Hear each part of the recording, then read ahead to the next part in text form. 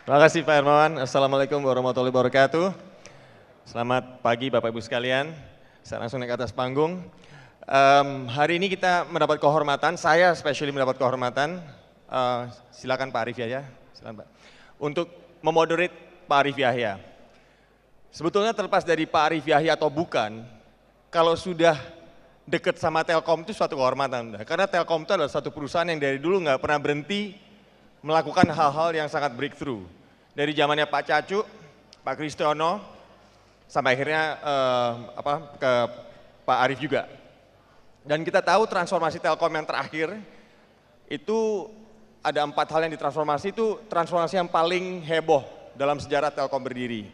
Dan penekanannya pada macam-macam termasuk pada transformasi bisnisnya juga. Nah, tetapi tidak kalah heboh lagi adalah buah pemikiran dari Pak Arif Yahya yang kemudian dieksplisitkan dalam buku yang baru di launch tadi pagi, yaitu Paradox Marketing. Dan memang saya menganjurkan Bapak Ibu sekalian yang ada di ruangan ini, tolong di benak Bapak Ibu sekalian dengan hormat dihilangkan inersianya dulu. Karena kalau kita tetap nggak begitu susah. Kita harus dengerin dulu Pak Arif ngomong, baru mencernanya. Mungkin sebagian dari kita akan segera mengerti dalam waktu 1-2 menit. Mungkin akan ada yang mengerti nanti sore. Mungkin ada yang baru mengeluarkan kalimat, oh gitu ya besok. Atau minggu depan, atau bahkan mungkin ada sebagian kecil dari kita yang nggak akan ngerti juga. Jadi saya suggest inersinya dihilangkan dulu. Dan kita akan mendengarkan paparan Pak Arif. Perlu dicatat juga bahwa semua yang ada dalam buku itu merupakan wisdom, yaitu tacit knowledge, yang merupakan akumulasi dari perjalanan beliau bersama Telkom, yang kemudian dibukukan, dieksplisitkan. Ini ilmunya mahal banget, terus terang aja. Karena kalau kita mau mengikuti pakem yang sangat akademik misalkan, itu kita harus bikin hipotesis dulu, lihat fenomena dulu, bikin hipotesis dulu, kemudian mencari teori-teori pendukungnya, kemudian mendesain riset, model risetnya, menentukan respondennya, kriterianya, menguji hipotesis terbukti atau tidak, diserang kiri kanan dulu, sampai hipotesis itu akhirnya terdukung atau tidak, dan baru akhirnya bisa diserap oleh kita semuanya, diadaptasi dan kemudian diterapkan. Kalau ini enggak, ini dari wisdom, langsung dari tacit knowledge ke explicit knowledge, jadi sangat mahal sekali. Dan memang kalau tidak seperti itu, maka ilmu menjadi ilmu yang ketinggalan sekali. Karena ilmu sosial itu dari pertama kali ada fenomena sampai terbukti, sampai kita kemudian setuju untuk menerapkan, itu perlu waktu lama. Sementara kita tahu sekali market sangat dinamis, sehingga kalau marketing sendiri tidak mengikuti market, maka marketing menjadi ilmu yang terpinggirkan, marginal, nggak akan ada gunanya. Oke, untuk tidak berpanjang waktu, sekali lagi saya ucapkan selamat datang di Telkom Sales Stage, Indonesian Case Studies. Sekali lagi topiknya Paradox Marketing in Action. Saya akan memperkenalkan the one and only Direktur Utama Telekomunikasi Indonesia, Bapak Arif Yahya. Silakan Pak Arif. Selamat siang dan salam sejahtera untuk kita semua. Baik, waktunya maksimum 30 menit. Jadi 30 menit harus menyerap ilmu yang sangat susah. Judulnya adalah Paradox Marketing dengan tagline Unusual Way to Win. Karena saya meyakini seperti ini.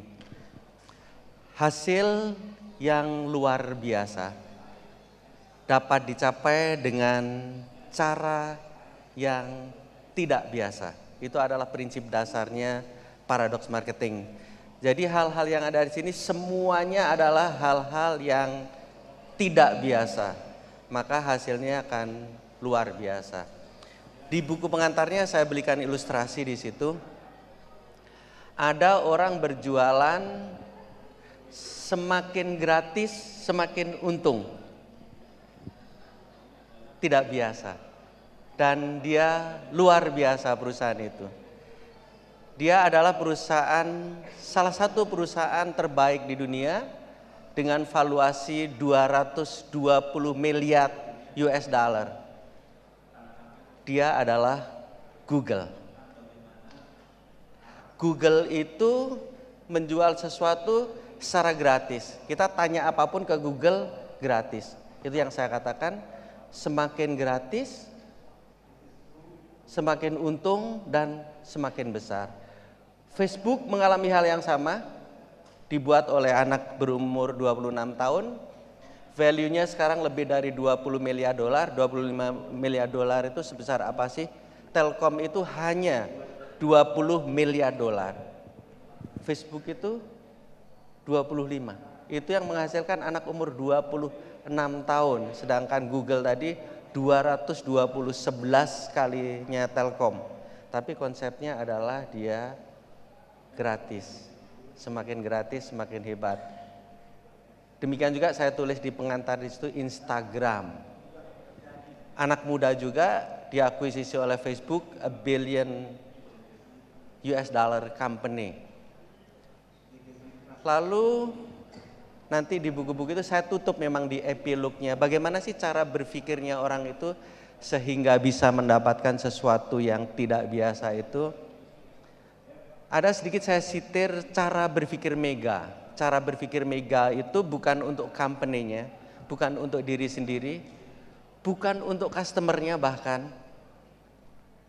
tetapi untuk orang di luar dia, untuk community-nya. Jadi bagaimana orang itu bisa berpikir untuk bangsanya.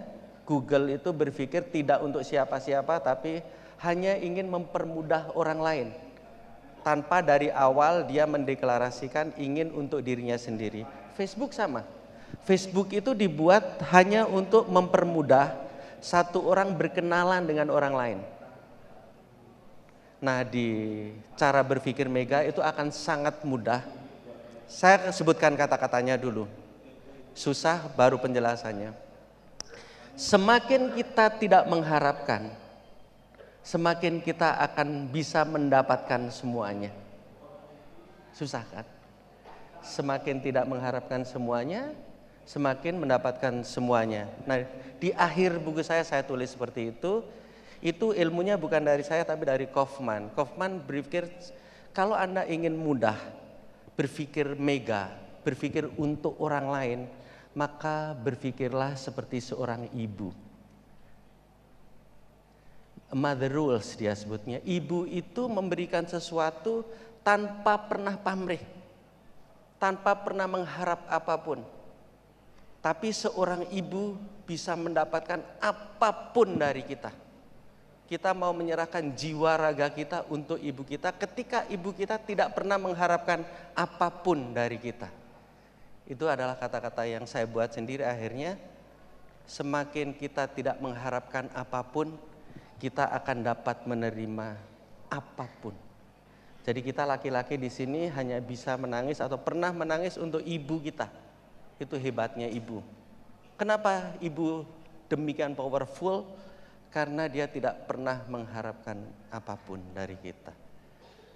Tingkatkan sedikit ke perusahaan kita. Kalau perusahaan kita bisa tidak mengharapkan apapun, akan hebat. Saya berikan contoh yang lebih sederhana. Kalau perusahaan kita hanya memikirkan perusahaannya sendiri, maka perusahaan itu akan mati. Itu berpikir mikro. Berpikir makro adalah perusahaan yang berpikir untuk customer-nya. Wah.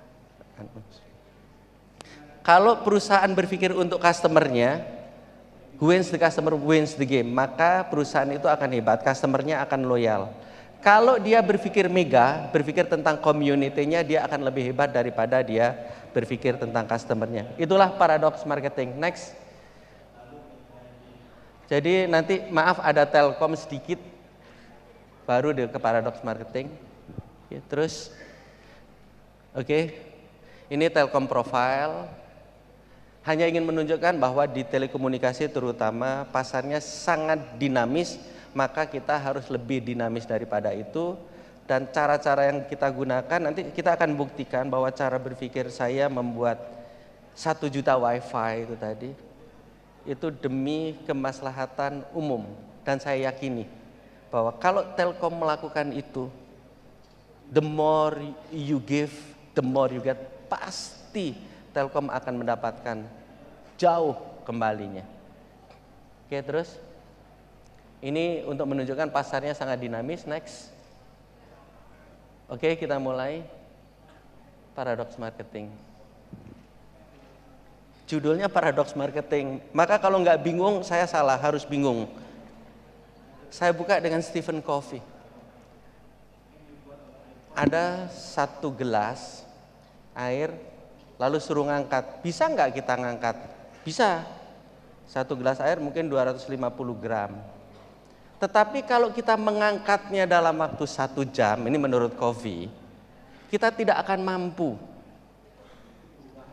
Ini manajemen stres sebenarnya. Poinnya adalah ketika seseorang mengangkat air dalam waktu berturut-turut 1 jam, dia tidak mampu.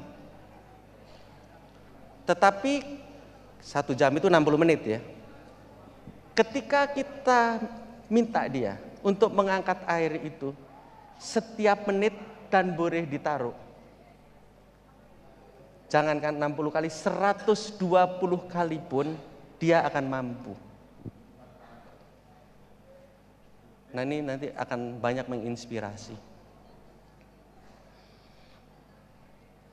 Kalau bisa memahami ini akan mudah nanti masuknya.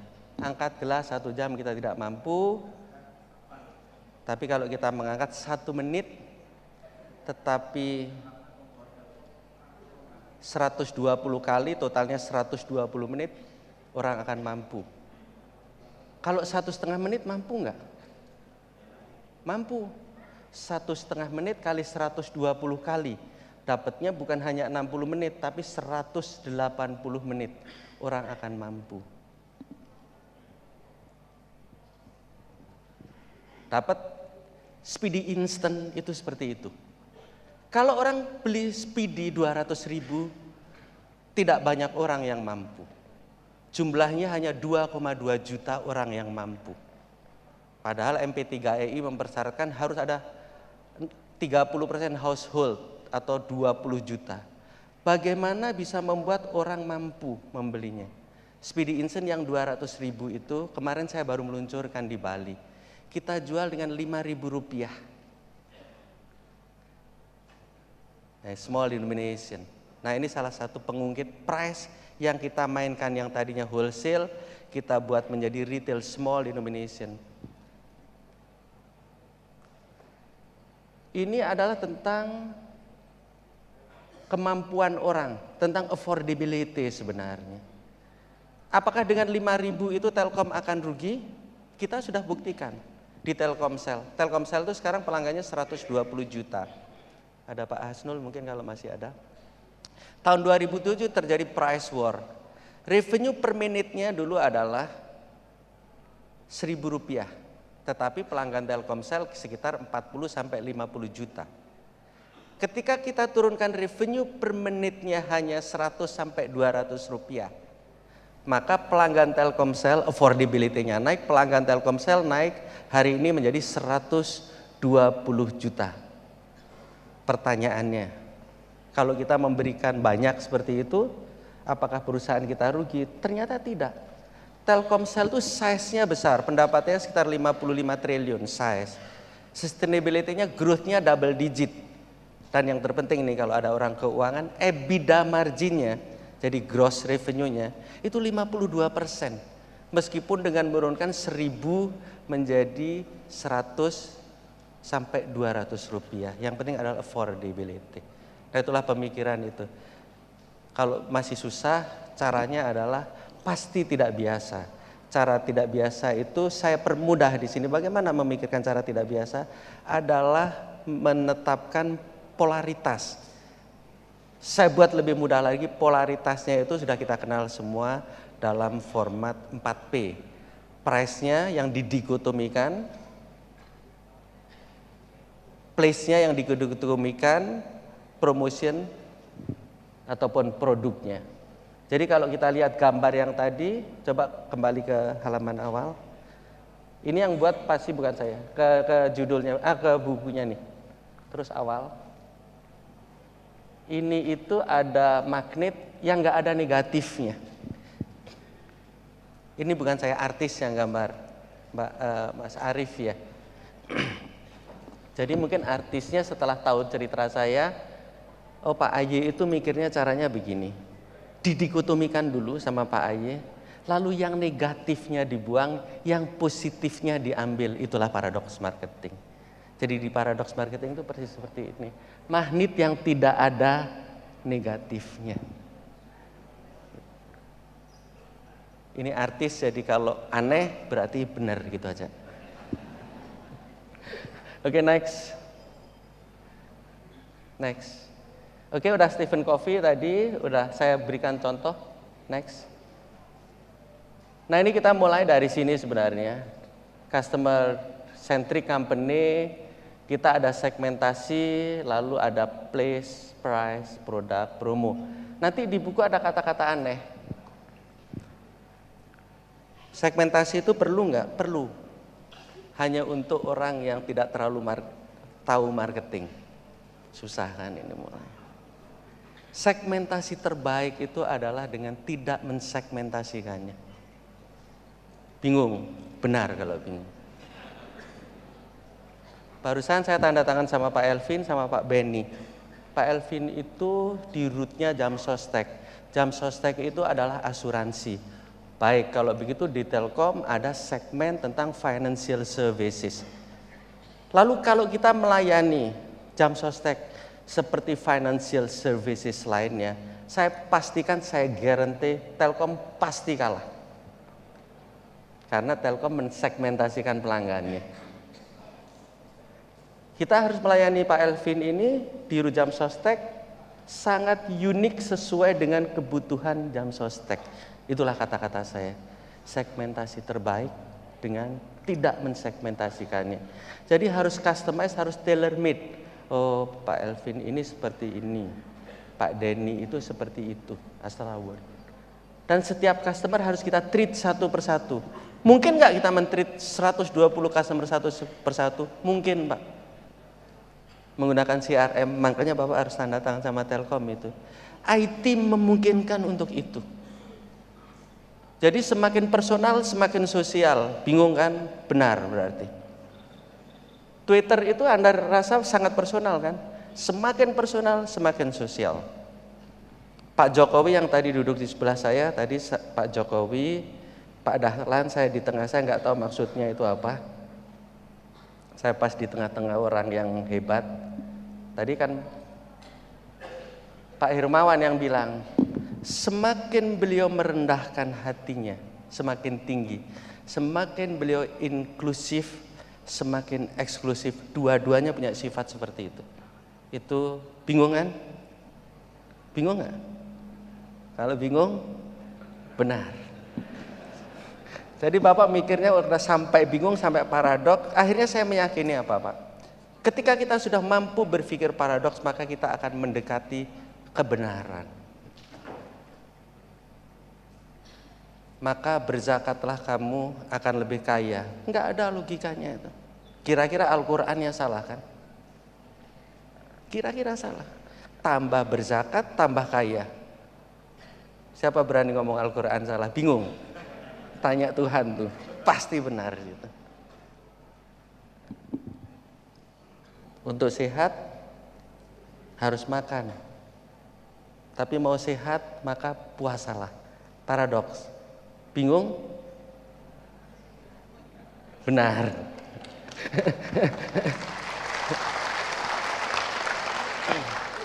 Oke, next. Ini saya buka aja rahasianya dan nanti saya tutup juga dengan rahasia.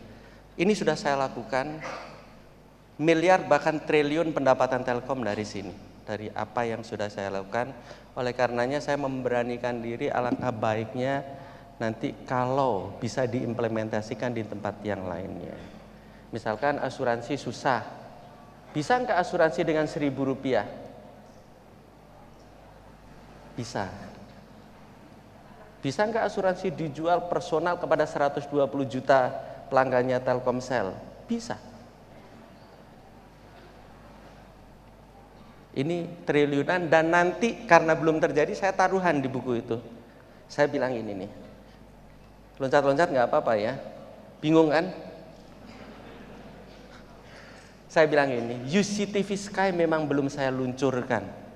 Tetapi saya janjikan kepada masyarakat Indonesia bahwa UCTV Sky akan kita luncurkan. Dan UCTV Sky ini adalah produk yang tidak mungkin bisa Anda tolak. Pusing. Dan saya yakini value-nya nanti akan tinggi. Nanti saya ceritakan apa itu UCTV Sky. Ini adalah combining, Ini cara berpikirnya yang paling sederhana. Kalau lulus ini yang lainnya bisa lulus. Wholesale itu kalau kita jualan partai, harga per unitnya murah. Kalau eceran, harga per unitnya mahal tapi volumenya sesuai kebutuhan. Ini competitive advantage, ini cannot compete, ini positif, ini negatif, ini positif, ini negatif. Simple polaritikan keduanya, kombinasikan keduanya. Oleh karena kata-katanya di awal buku saya juga susah. Paradoks itu mempertentangkan sekaligus menyatukan. Bingung? Benar. Kata-kata pembukaannya gitu. Mempertentangkan sekaligus kita satukan. Next. Ini ada tadi dari Air Asia, ada Singapore Airlines. Akhirnya saya membuatnya seperti ini menjadi 4 kuadran. Di mana sih yang saya pikirkan sebagai paradoks? Air Asia, selamat datang, terima kasih sudah datang. Dia less for less. Boleh nggak itu? Boleh. Air Asia, Lion Air, kreatif. Untuk pertama kalinya ada low cost carrier. Poinnya apa? Benefitnya diturunkan atau diselektif kayak June Hotel tadi, cost-nya dikurangi. Boleh, valid. Singapore Airlines more for more.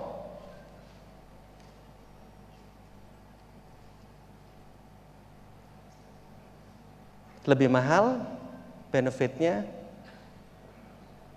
value-nya lebih tinggi. Tapi sayangnya pembukaan kata-kata saya gini, hasil yang luar biasa pasti caranya tidak biasa. Sekarang pikirkan bagaimana benefitnya lebih, cost-nya kurang, more for less. Sedemikian rupa sehingga apa yang kita tawarkan tidak mungkin bisa ditolak. Nanti yang speedy tadi, yang wifi, itu akan kita taruh 1 juta. Terutama untuk anak-anak maksimum Rp1.000. Saya kata-katanya gini nih.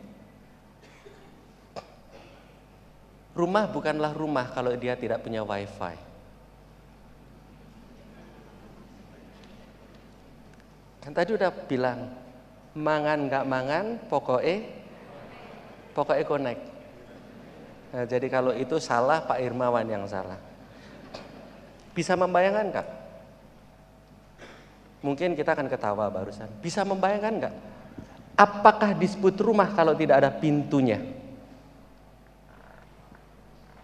Bapak punya rumah, Pak Elvin punya rumah, tidak ada pintunya. Tidak bisa.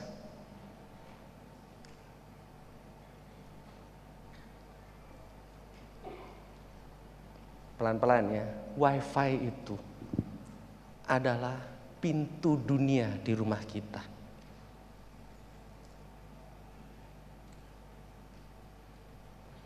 Siapa yang nggak tergantung ke wifi? Siapa yang nggak tergantung ke Google? Maaf ya, udah obsolete. Udah, nggak bisa. Oh, saya hidup tidak tergantung ke Google, ya sudahlah kalau gitu.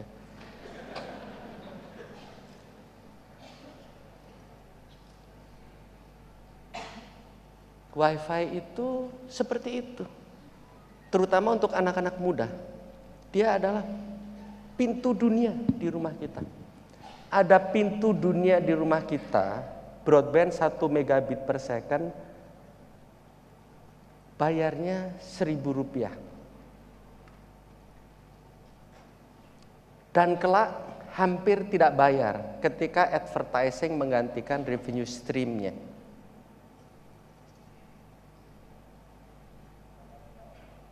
Value-nya more, maaf agak teknis, selain wifi, selain broadband speedy itu kecepatannya di bawah 1 mega, agak teknis memang, dan bayarnya lebih mahal. Ini yang saya katakan, bisa more tapi less.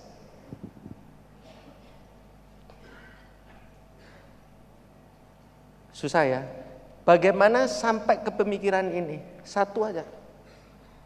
Pokoknya pikirkan banyak memberikan, pasti banyak menerima. Jadi kata-katanya mungkin agak tidak bagus, terlalu normatif.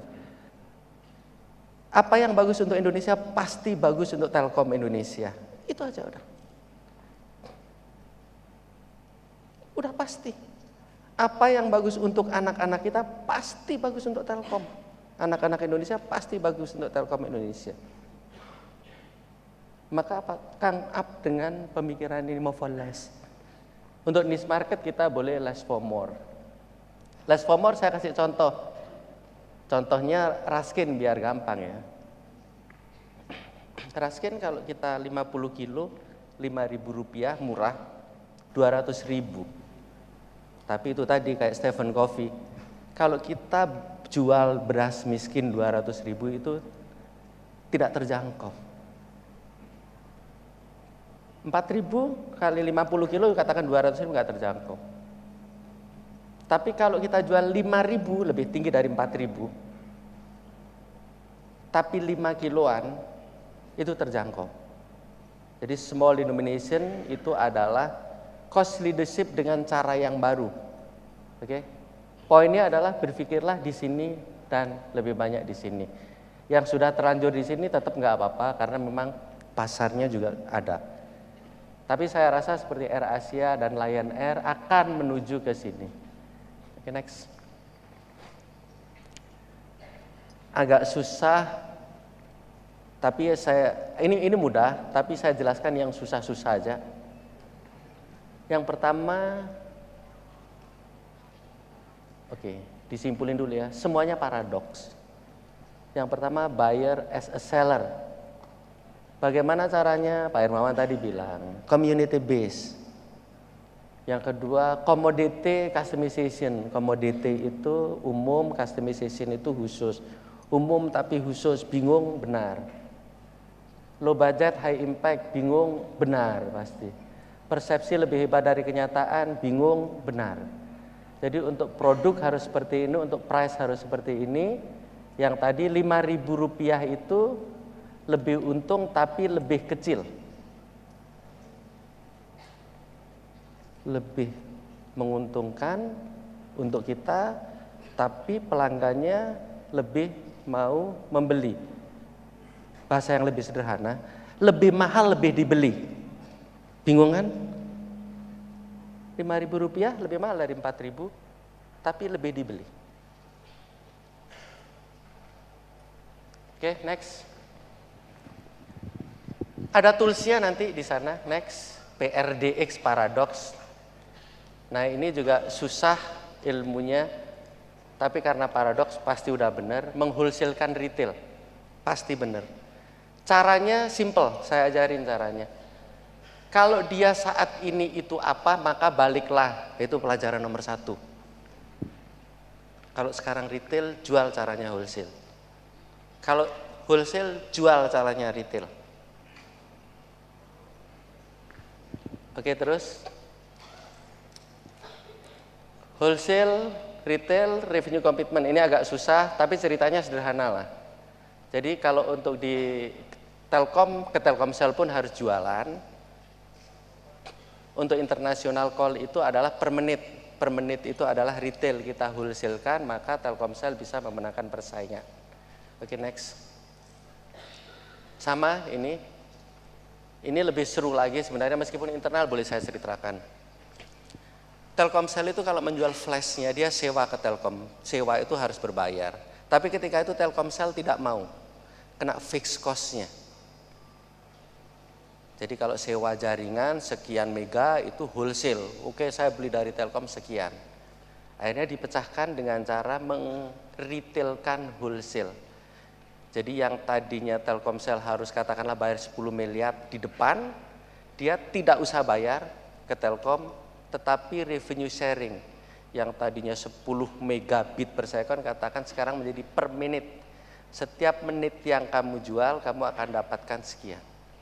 Oke, poinnya sederhana ini, 3 bulan naik 300%. Dengan cara membalik seperti itu. Next. Oke, terus. Ini susah gambarnya, tadi saya di sebelah Pak Jokowi, simple. Kalau kita datang, ada kartu Jakarta Sehat, itu full Telkom itu Pak. Nanti silakan dibantu. Tadi saya juga janji untuk sekolah. Pak Jokowi saya bilang, kalau Bapak mengumumkan seluruh sekolah di Jakarta harus di wifi kan, saya komit. Umumkan saja, saya di belakang Bapak.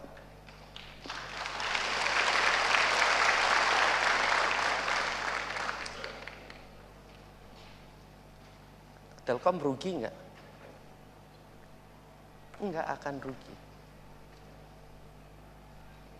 Sama ini. Rumah sakit itu tidak mampu membayar aplikasi yang disediakan oleh Telkom. Kita sediakan seluruh platformnya, lalu kita ubah. Jadi kalau rumah sakit itu kalau di Telkom disebut customer enterprise dia, customer besar. Ada customer besar, ada customer kecil, yang kalau di Telkom disebut consumer. Yang ini simple. Mengkonsumerkan enterprise, kebalik benar.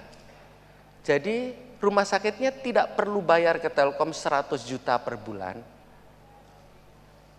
Seluruh e-health sistemnya disediakan oleh Telkom. Yang bayar adalah konsumernya. Itu B2B2C. Tapi poin paling sederhana, yang tadinya enterprise dan kita deadlock, balik. Mesti benar. Kalau semakin bingung, semakin benar di situ. Lalu kita mencari bisnis scheme yang layak. B2B2C memungkinkan untuk itu. Oke, kalau ini kan susah tuh, sama. Next terus. Logistik sama. Jadi kita akan bangun, nama generiknya National Single Window. Kalau kita bangun dan itu kita berikan kepada perusahaan-perusahaan yang mengelolanya akan susah. Akhirnya Telkom firm yang membayar adalah customernya. Mengkonsumerkan enterprise. Oke, next. Nah ini contoh-contohnya, dan ini yang saya katakan tadi, dengan seperti ini saya declare lah hasilnya sudah triliun di Telkom. Next. Mungkin ini terakhir, Speedy Instant, ini kemarin saya luncurkan di Bali, itu yang saya katakan. Ketika orang Speedy tidak, affordability-nya tidak ada, lalu kita jual 5.000 dan saya sudah instruksikan untuk anak sekolah itu 1.000. Dia value-nya naik, cost-nya turun, kejadian benar ini. Bisa ditolak enggak? Pasti enggak bisa ditolak. Sesuatu yang value-nya naik, cost-nya turun.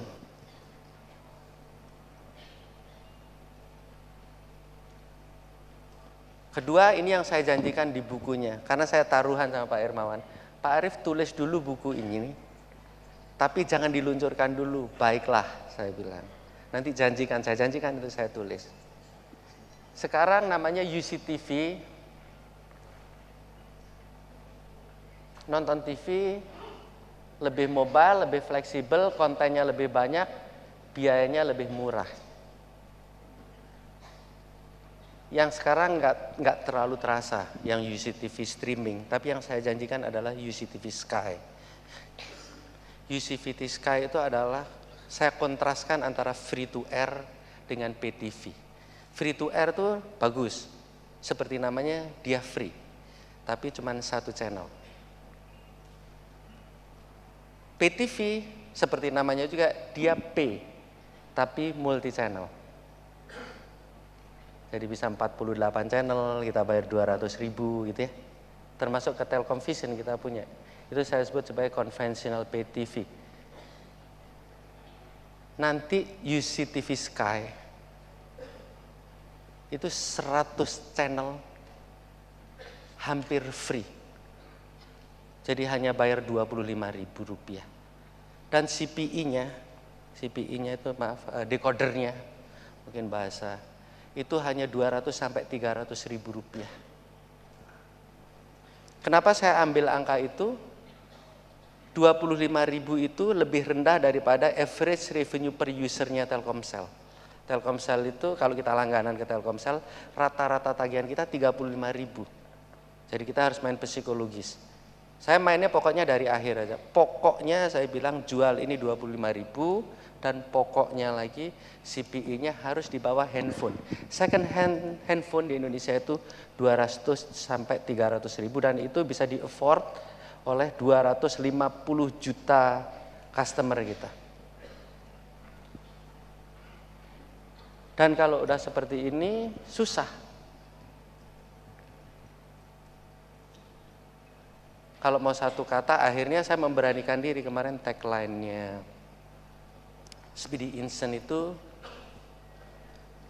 begitu mudah, begitu murah.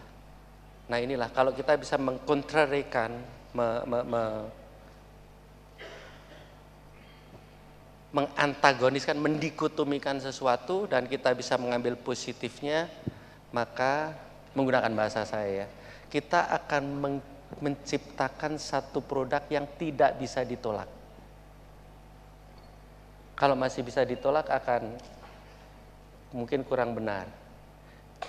Oke?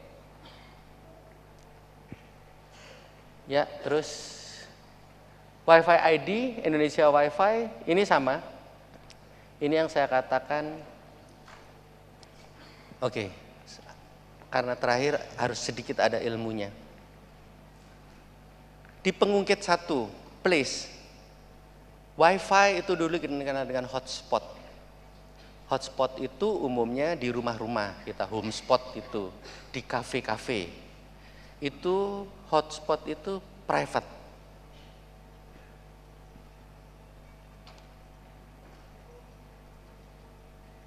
Yang private, rumusnya gampang kan? Diapakan? Publikan. Satu.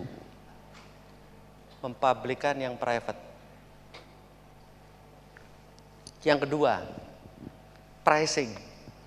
Kalau kita beli selangganan Speedy, jadi oke, harus disimpulin dulu.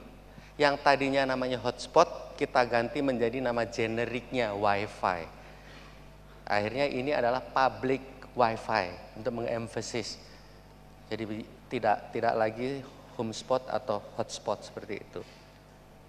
Tapi rule pertama, place-nya yang kita ubah. Yang kedua, yang tadinya kita berlangganan Speedy 200.000, ini price. Yang saya bilang tadi, jual lebih mahal tapi lebih laku. Nah itu, Rp1.000 itu lebih mahal daripada Rp200.000. Bingung? Benar. Satu produk yang tidak bisa ditolak.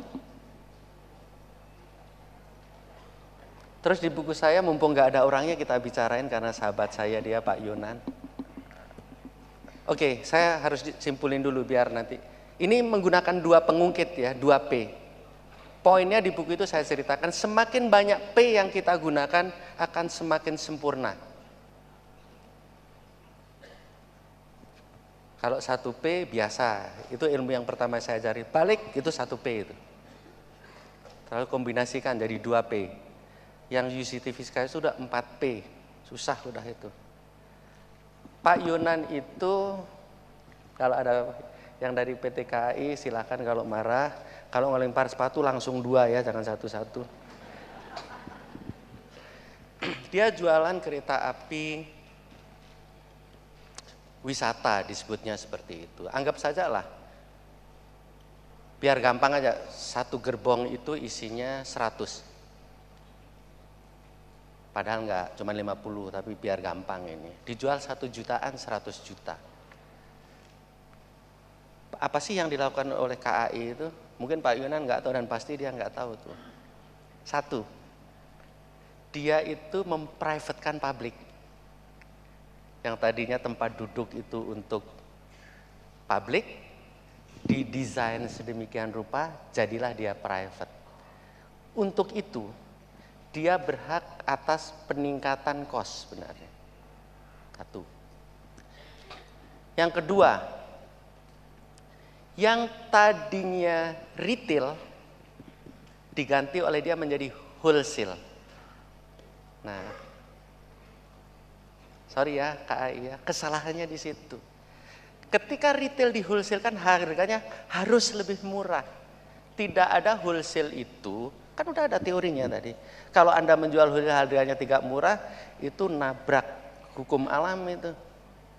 Sorry Pak Yonan, sorry aku masih dipukulin nanti. Kenyataannya KAI itu tidak begitu. Dia menjual satu gerbong yang wisata itu, ini marah bener ini, lebih mahal daripada kalau N kali lebih mahal dari 100 juta lah contoh saya. Nggak boleh bos, saya bilang ini. Harus lebih murah. Lebih murahnya seberapa? Di 100 tempat duduk ternyata okupansinya 70. Jadi kalau dia menjual kereta api dengan cara biasa, dia hanya dapat 70 juta. Bos, kamu jualnya jangan 120, tapi 120 kali 20 juta, 84 juta. Pasti habis. Orang kalau lihat tarifnya 100 juta, kalau beli wholesale cuma 84. Padahal kenyataannya kalau dia menjual cara biasanya 70 juta. Itu ada di buku itu. Baru 2 pengungkit itu, nanti pengungkit ketiga. Ini kalau terlalu banyak nggak ada yang beli bukunya nanti gimana? Ya, ini sudah hampir habis waktunya Pak. Sudah habis waktunya. Baik, kalau begitu terima kasih. Wassalamualaikum warahmatullahi wabarakatuh. Ya, Pak Arif Yahya. Oke, sebelum nanti kita ada Q&A. Kalau kita lihat sebenarnya, silakan Pak Arif duduk, silakan Pak Arif. Kalau kita lihat secara sekilas ya, mungkin salah satu pengamat ilmu manajemen ekonomi akan lihatnya bahwa ini mungkin yang ingin dicapai adalah economics of skill yang lebih bagus, gitu kan? Satunya, economics of skill. Tadi tercermin dari kok volume makin bagus, kita nggak mungkin rugi kok, gitu kan ya? Kemudian kedua, sebetulnya beyond economics of skill juga, karena ada namanya economics of scope. Karena Telkom itu kan gede banget. Jadi kalau kita mencapai economics of skill, it's good, tapi it would be better kalau kita mencapai economics of skill. Yang menarik kalau kita lihat lagi adalah berpikir makro. Nah ini dia. Makro di sini dalam, mega maksud saya. Dalam yang dimaksud Pak Arif di sini bukan makroekonomi. It's beyond makroekonomi. Kelemahan orang marketing yang saya lihat adalah terlalu mikro. Nggak salah sih. Karena ilmu marketing adalah ilmu yang tatarannya ada di mikroekonomi. Ngurusnya kan produk, price, place, segmentasi gitu ya. Paling tinggi ya positioning itu udah paling top deh gitu lah ya. Karena terlalu mikro, karena orang marketing yang saya diskusi sama Pak Arif beberapa hari yang lalu, kita suka lupa mikirin yang makro. Perubahan social culture, perubahan teknologi, perubahan purchasing power parity. Berapa persen sih orang marketing yang sangat financial oriented? Berapa persen sih orang marketing yang tiap hari ngelihat return on asset? ROE dan sebagainya, ngutak-ngutik itu. Berapa persen orang marketing yang membaca balance sheet, income statement dan sebagainya? Sedikit sekali. Selain kurang financial, kurang makro, yang lebih tinggi lagi adalah yang tadi sudah disebut oleh Pak Arif adalah apa? Mikirnya mega. Mega itu mikirnya udah lebih beyond marketing, beyond company. Apa yang bagus for the society, it will be good for Telkom.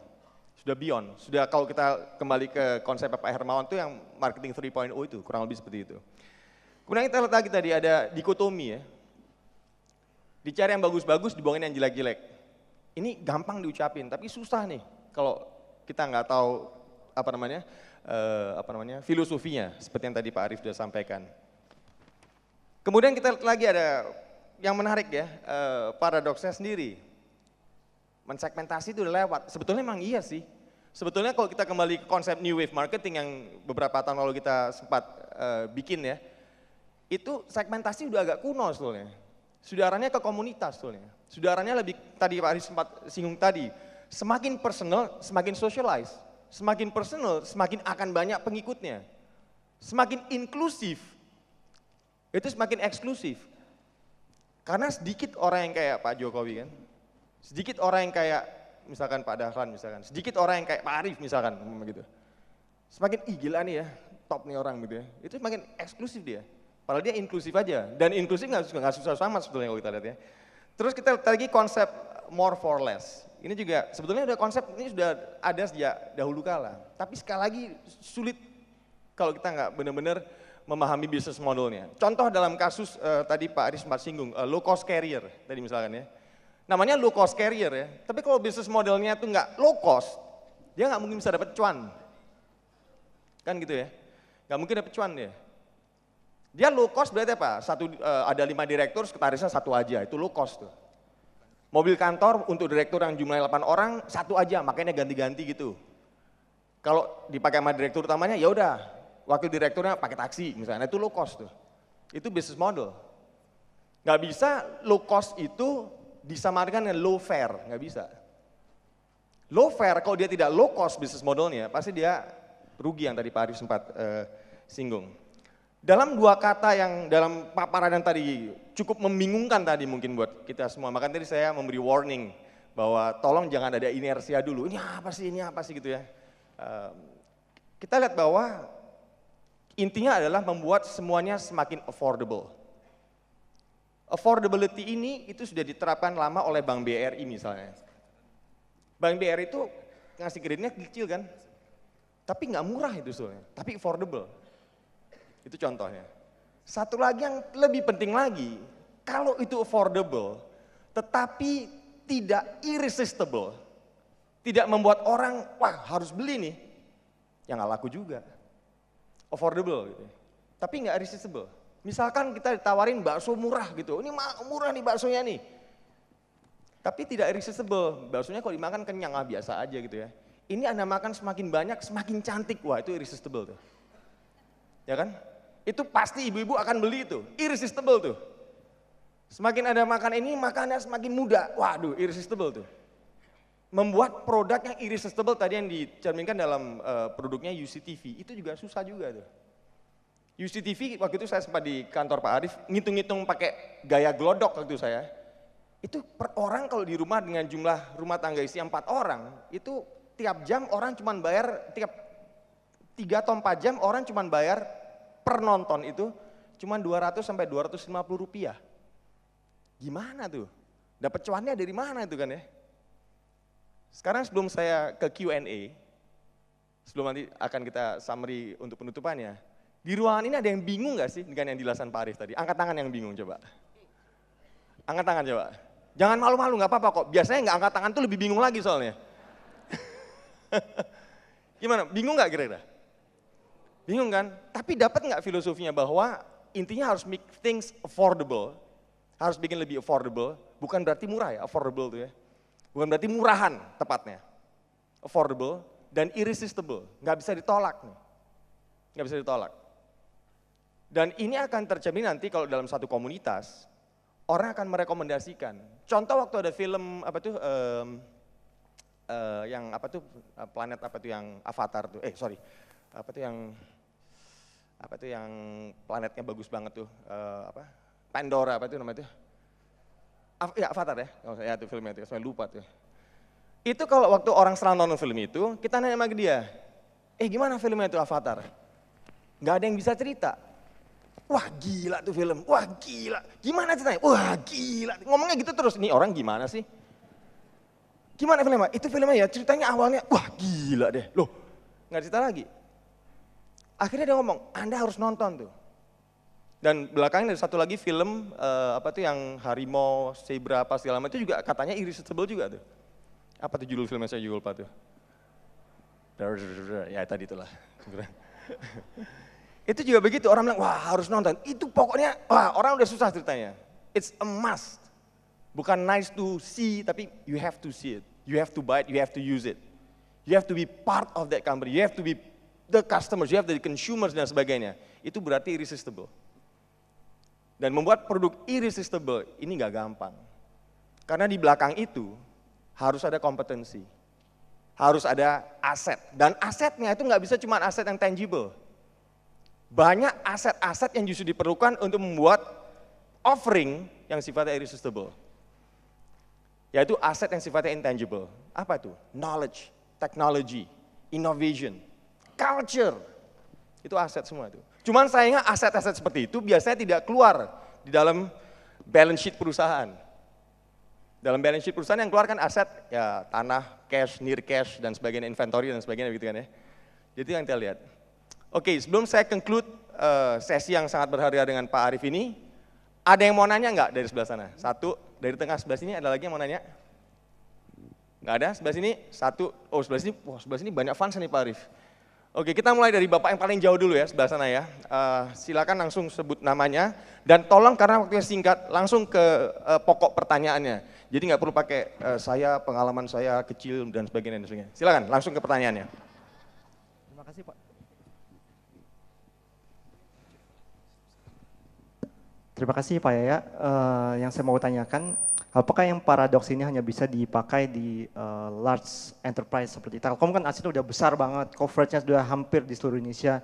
Jadi kalau misalnya tadi case-nya Telkomsel nurunin price, sedangkan dari sisi kuantitinya hampir separuh penduduk Indonesia pakai Telkomsel masih ketutup. Apakah ini mungkin dari sisi SME masih bisa pakai juga konsep paradoks marketing ini? Terima kasih. Pak Arief, kita simpen dulu Pak Arief ya, dengan 3 pertanyaan lagi ya. Sebelah sana ada satu lagi? Ya, oke langsung ke pertanyaannya.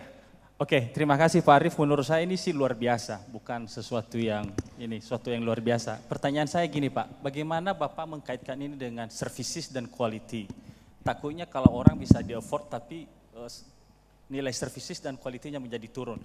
Yang kedua adalah bagaimana Bapak bisa mengatasi kompetitor, karena ini bisa ditiru. Bagaimana mengantisipasi ini ke depan? Terima kasih Pak. Oke, satu pertanyaan lagi, silakan. Ya, Bapak yang sebelah sana. Oh, ini yang sebelah sini, sebelah sana. Oke, sebelah sana. Ya, silakan. Ya, ini silakan Pak. Langsung ke pertanyaan Pak ya. Terima kasih Mas Eki. Assalamualaikum Pak Arief. Salam. Jadi langsung aja tutup poin Pak. Yang ingin saya tanyakan adalah bagaimana Pak Arief melakukan sosialisasi Think Paradox ini kepada kawan-kawan di Telkom gitu ya. Karena ini internally, karena kita tahu bahwa yang namanya Telkom ya dulu yang terkenal yang seperti itu Pak. Enggak seperti sekarang ini gitu Pak. Terima kasih Pak Arief. Assalamualaikum. Silakan Pak Arief. Yang pertama adalah bisa nggak di perusahaan kecil. Yang kedua tadi adalah gampang ditiru, pengaruhnya ke service bagaimana, pertahanan quality. Ketiga adalah gimana nih supaya kultur orang di satu perusahaan itu benar-benar buy-in dengan konsep ini. Silakan Pak Arief.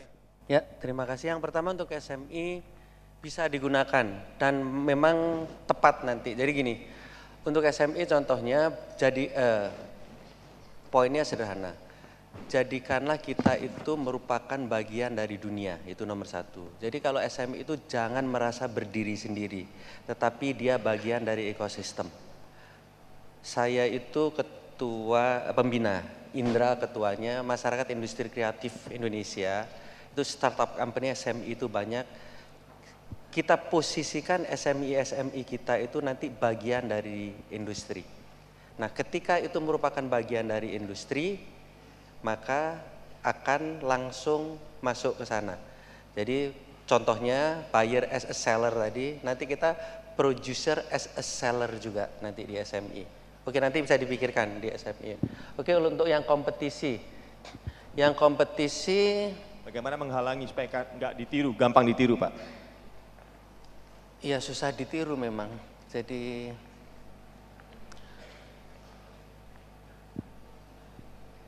untuk yang besar akan susah ditiru. Saya berikan contoh nanti yang di UCTV Sky, saya udah meyakini akan susah kompetitor untuk compete kita.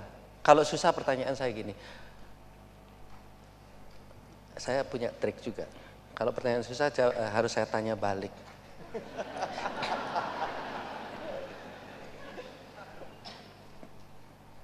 Bagaimana kita bisa compete dengan Google? sesusah itulah jawabannya.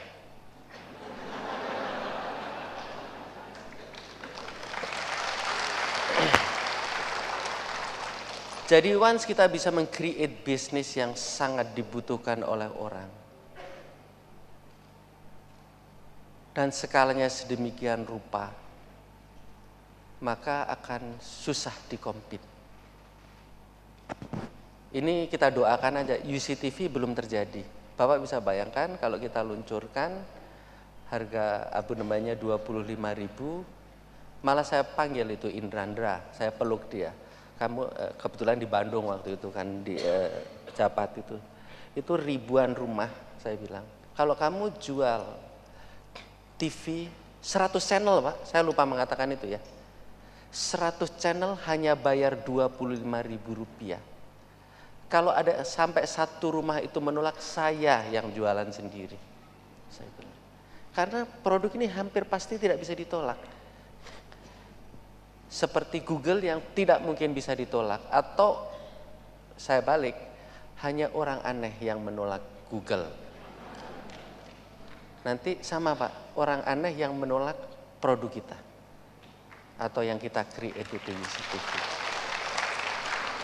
Once kita dapatkan, itu kita berikan.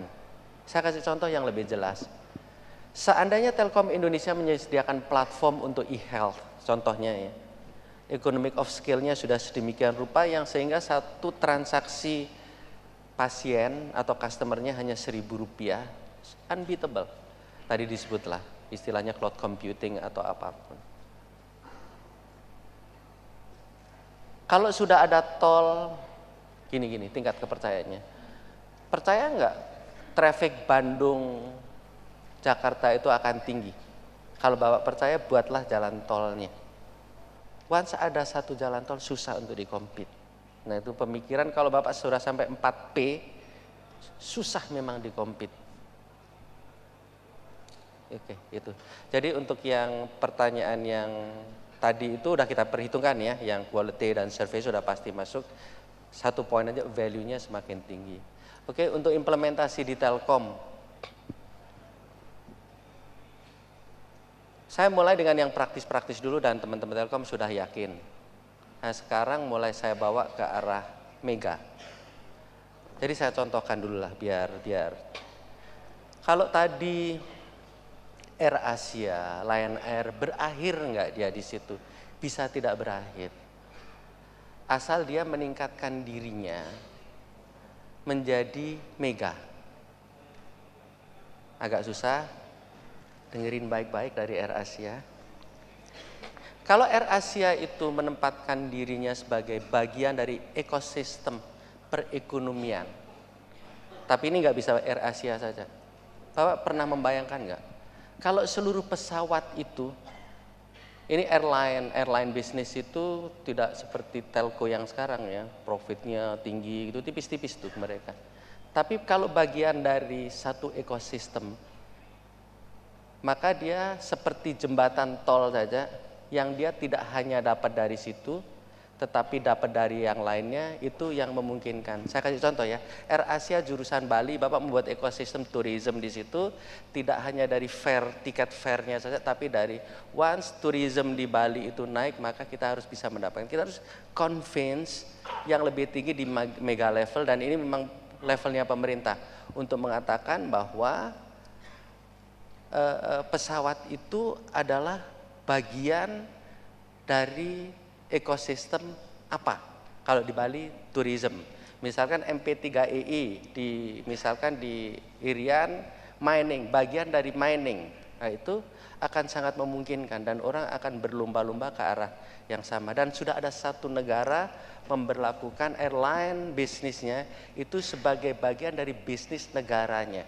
Dan dia hanya di-treat sebagai jembatan yang kita membayar tol, dan kalau bisnisnya tumbuh, airline company-nya mendapatkan benefit dari situ.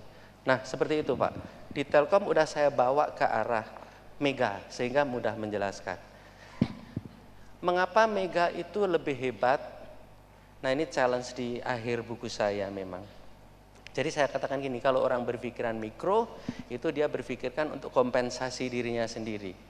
Kalau dia makro, dia untuk kompetensinya, oh saya bisa melayani pelanggan dengan baik. Kalau dia berpikir mega, maka dia berpikir tentang karakter. Karakter itu contoh national character building. Oh dia berpikir tentang bangsanya, dia berpikir tentang umatnya. Oke, karakter, competence, compensation. Saya bahasa Indonesia kan akan lebih mudah. Karakter saya sebut ini tingkatnya sudah ruh. Yang competence itu adalah rasa dan rasio. Dan terakhir, compensation itu adalah raga. Dan saya tulis nanti di buku itu, raga itu adalah yang terendah. Mungkin ini penutup karena udah ngantuk. Raga itu terbuat dari tanah. Tanah itu selalu membawa kita ke bawah. Mengapa kalau kita memikirkan diri sendiri, selalu akan ditarik ke bawah. Ruh itu terbuat dari cahaya. Siapa yang berpikir didrive oleh ruhnya, maka dia akan mulia. Itu sebenarnya challenge untuk penulis berikutnya.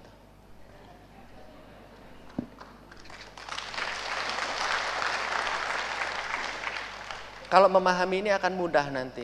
Jadi, udahlah kalau mau bisnis akhirnya boleh nggak bisnis? Boleh.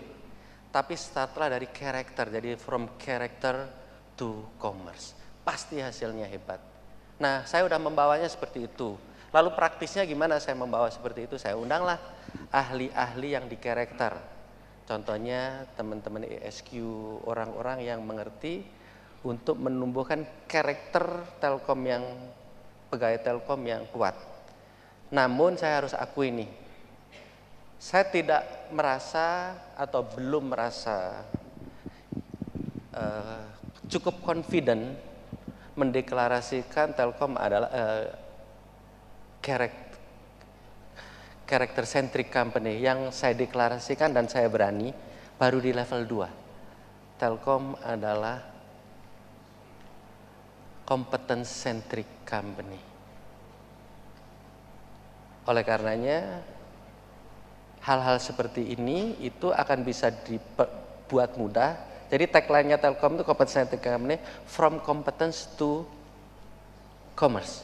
Tapi yang benar lakukanlah from character to commerce. Pasti hebat. Pasti pertanyaan susah dikalahkan kita. Bapak tahu nggak? Saya Muslim. Tapi instruksi saya ke Dir HCGA aneh bin ajaib. Saya ingin membangun karakternya orang-orang Telkom. Maka pergilah kamu ke Korea. Pergilah kamu Jepang. Karena saya believe yang dibangun oleh bangsa itu adalah karakternya. Lihat Gangnam tadi miliar itu. Miliar viewer. Dia cultural industry-nya jauh lebih hebat daripada manufacturing. Apa yang hebat? Most likely karakternya yang dibangun. Oleh karenanya saya believe bahwa pembangunan karakter itu yang utama. Tetapi agar saya tidak terlalu ngalu, saya umumkan a competence centric company. Agak susah Pak ya pertanyaannya, tapi Bapak nanti akan bisa memahaminya. Harus kursus private ini Pak. Bapak Ibu sekalian, tepuk tangan buat Pak Arif Yahya. Oke, sebelum saya menyerahkan ini ke Pak Arif Yahya, kesimpulan yang singkatnya. Kita tadi lihat Pak Arif Yahya bilang bahwa ada namanya competence. Coba kita lihat deh, competence, competitor, competitive, competency, competitive advantage. Semua kata dasarnya sama, compete. Kalau kita nggak punya competence, nggak bisa compete Pak Arif. Seperti yang mungkin Pak Arif ingin sampaikan tadi.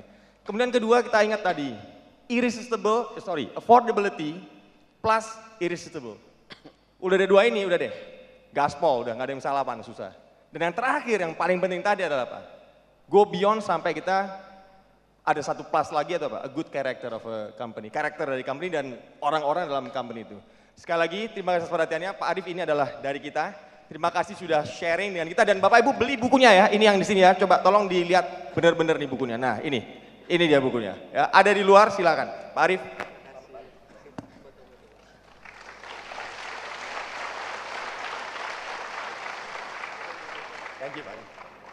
Sekali lagi, ini ya ada di luar, sudah beredar, dan harus dibaca buat weekend ini. Terima kasih Pak Arif Yahya, Dirut Telkom Indonesia. Bapak Ibu sekalian, kita akan break sejenak, dan kita akan kembali lagi, bukan kembali, kita langsung ada di ruangan ini nanti pukul 12.45 untuk sesi Lessons from Mark Plus Inc. Dan pada pukul 14 akan dilangsungkan sesi Expert Panels. Terima kasih, wassalamualaikum warahmatullahi wabarakatuh. Tinggal pilih